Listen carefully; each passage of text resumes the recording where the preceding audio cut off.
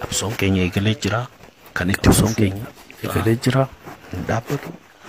Akkuma argaa jirtan qeerroon godina addaa naannoo Finfinnee naannoo Oromiyaa gara Shawaa Lixaa daandii guddaa konkolaataan taasifamu karaa Shawaa Lixaa gara Amboo nama geessu cufee jira. Sa'a kanatti bifa kanaan karaa cufaa jira. Dhageessan akkuma dhagaa jirtuun sa'a kanarraa godina hunda keessatti hojiiwwan fakkaataan deemaa jira. Tokko akka dabaluu godhuu qabaa.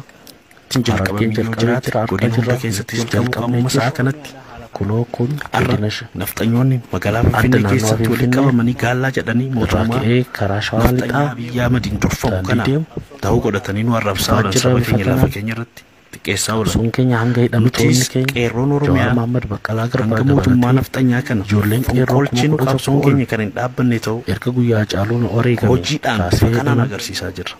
Abbootiin qabeenyaa konkolaataa keessan bobbaastan yeroodhaan iddoo jirutti dhaabsisaa nafxanyaa እንደው ታናም ቆመጥናም ትግላችን ይቀጥላል።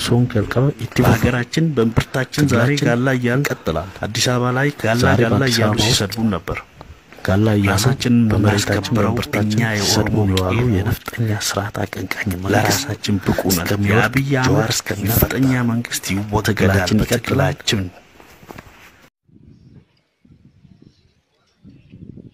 ታየ ያይል ማሐረሰል ኤኑ ቢሲ ቡልጀሬም Abi ada yang biasa ibu cari kono karena nanti keron cifte tuh anak jadi olcite kuni kara robif gorol kono namsi tu goreng ini kelihatan tuh koron soco keron dia gamti kami beda ada nah terlalu taye kau tuh kajawari acaro jesan jawari ini dan keron bisnis ner kafu demal gotere ne fida kamu am fidan nah terlalu